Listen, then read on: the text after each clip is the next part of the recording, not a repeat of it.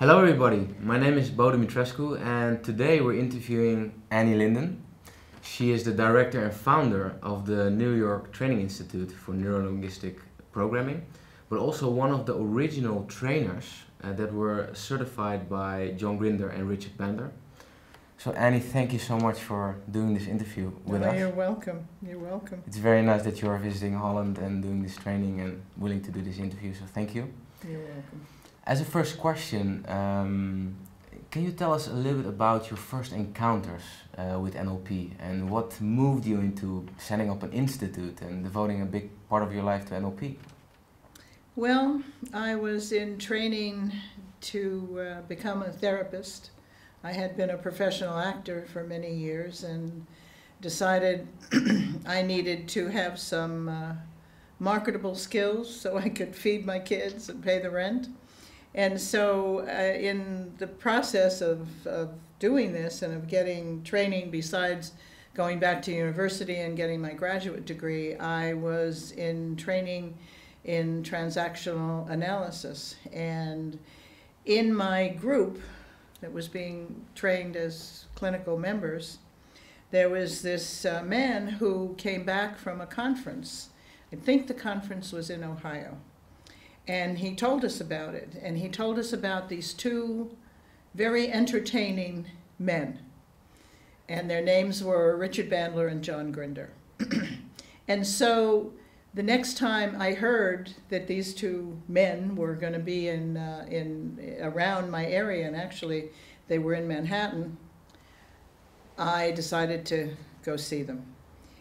One of the things that really intrigued me was the name of their two books. Well, I guess they had written the one with Virginia Satir, and then the next two books. Oh, I can't believe I know them as well as I know my name. The Structure of Magic. The Structure of Magic, because I was a young therapist, and there were these giants around in that time that seemed magical with their questions and the impact they had on people. Yeah. But how do you do magic? And so the structure of magic intrigued me because it meant magic maybe had a structure. So I went to see them. It was, I believe that was the Waldorf Astoria in Manhattan.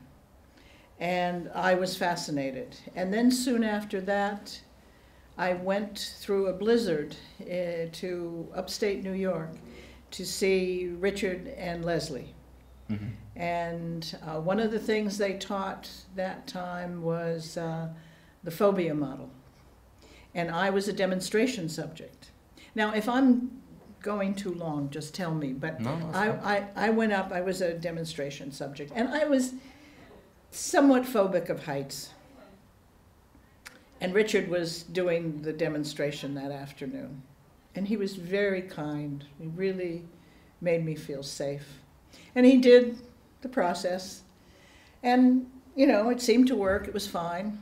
And I went out to lunch, and the conference was on the top floor of this big sports arena.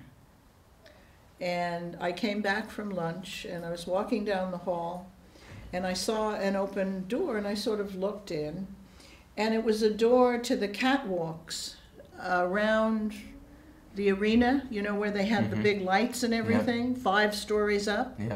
And I was curious, so I walked out, partly.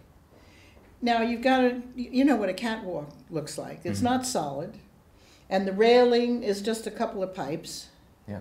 And all of a sudden I was out there and I looked down and I got kind of a And so then I came back and I went up to Richard when I went back and I said, you know, Richard, I thought that worked, but I just went out on that catwalk and I got funny feeling. And he looked at me and he said, well, most normal people would get a funny feeling doing what you did. And it made me realize that before I had done the process, if I had to go out on that catwalk, I probably would have gone on my stomach screaming the whole way. So it had worked. Yeah, I'll never forget that. That was a great training. And after that, because in those days there was no structure to the training. That was in 1977. And they went, John, Richard, Leslie, went where they got work. Yeah. And whatever they were working on, developing, that's what they taught. And I pretty much followed them wherever where I could get away and go, wherever they were training. Out of your fascination for what they did and the thing. Yes, thank you. The thing that really got me was in transactional analysis, and the thing that attracted me to that was the idea, I'm okay, you're okay. Yeah. It's the basis of it. And even before I knew much about anything, I knew that that was important. But in TA, I learned a lot from TA. Learned a lot about being a therapist. But I didn't learn how to do I'm okay, you're okay. And when I encountered NLP, there it was. Even though I didn't learn everything in one training, but I got the sense that you found the key.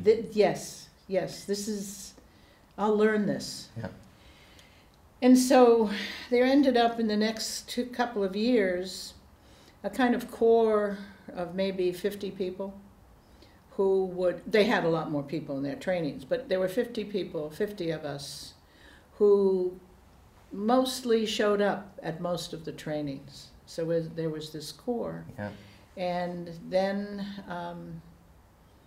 actually I decided early on, before I really had any right to, that I wanted to teach it. And I sat down with Leslie. Leslie had become a friend. Yeah. And I told her I wanted to teach this, and I wanted to organize it in some way, the material.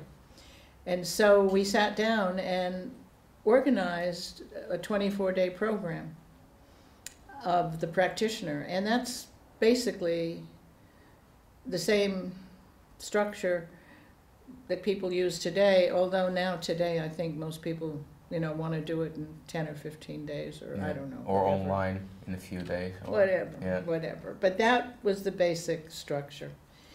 And we chunked the subjects that needed to be covered pretty much in a practitioner training. And that was around the time when I founded the New York Training Institute. And I think just before that, they had, Leslie was working on Mission Street in Santa Cruz then. They had a center then, and people were starting to come to them to do trainings. And they put together a big practitioner training, a big master practitioner training, and they certified people. Yeah. And then they did the trainers training. And there were about 50 of us there. And I was among the 12 that they certified. Yeah, the first 12. Yeah. And you are also called the First Lady of NLP by some people. If you go back to the early days, of course, Leslie and Judith, who were prominent ladies. Oh yes. Now, why do Very people much so. see you as the First Lady of NLP? Where did that come from? Somebody was interviewing me. I can't remember the magazine. It was an NLP magazine. I can't remember the name of it. And they interviewed me, and they wrote it up, and it was a long interview. And when I got a copy of it and opened it up, there I was, Anné Linden, First Lady of NLP. Yeah. So, I don't know, what are you going to call me? But that's how it came about, and somehow or other it stuck. Okay, well, it's a nice thing to have. Yeah. So, okay, I founded the New York Training Institute, started to teach it, was bringing Leslie and Judith and Richard and John into New York. I think I was, yeah, I know I was the first one to bring them to the East Coast. And at the same time, Steve and Connie Ray Andreas were bringing them out to Colorado. Mm-hmm. And I would teach part of the 24 days, and then they would come in and teach segments of it. Yeah. So that's how that started. And we put on a big conference called 7 Days in May. There were 400 people there, and John and Richard and Leslie and David Gordon, Mm-hmm. and Robert Dilts were there. And it was around that time that John and Richard went their separate ways. Mm-hmm. And it was a difficult time for everybody. And unfortunately, the community, the NLP community, which was very small then, kind of divided into camps. Mm-hmm. Who's on Richard's side, who's on John's side, Yeah. who's on Leslie's side, because Yeah. she was involved. But what was, I didn't want to take sides. I mean, Richard Bandler and Dr. Milton Erickson were my greatest teachers. I learned a tremendous amount from Leslie and a tremendous amount from John, and I'm eternally grateful to them. But Richard and Dr. Erickson really taught me. I think I told you this, but the first time Richard taught submodalities was in Philadelphia, and I felt like he took my brain and threw it out into space, and when it came back, it's never been the same. Yeah. And that's positive. Mm-hmm. That's positive. But what happened was, because of the split up, they were, I don't know, things changed. It was different. And they were still doing trainings, but it was separate. It was different. And what happened was there was no place for some of us who had gotten very close. I mean, we had gotten really close, a whole maybe 30, 50 of us had gotten really close over the years, because we were at the beginning of an incredible creation. Yeah. And there's nothing more inspiring, fun, creative, satisfying to be right there at the beginning. And, you know, okay, Richard was working on submodalities, and he hadn't anything planned out, but there we were, right?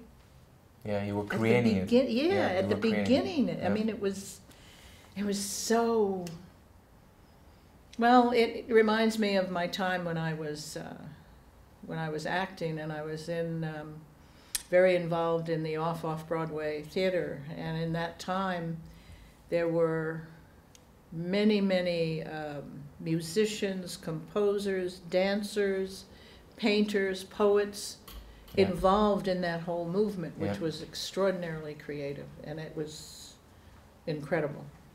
And that's what this was like. Yeah, fantastic. But it disappeared. It just, I mean, NLP was there. I was working, I was teaching. By this time I was teaching, I think I was teaching the whole practitioner and master practitioner training. So I decided to ask a whole bunch of people to my institute, and in order to talk about the future of NLP, and to create a national association. Mm-hmm. I think my biggest motivation was so we would all get together on a regular basis. But so 30 people came to my institute for a whole weekend, and people slept. I lived upstairs from the institute, and slept on my couch, slept on my floor,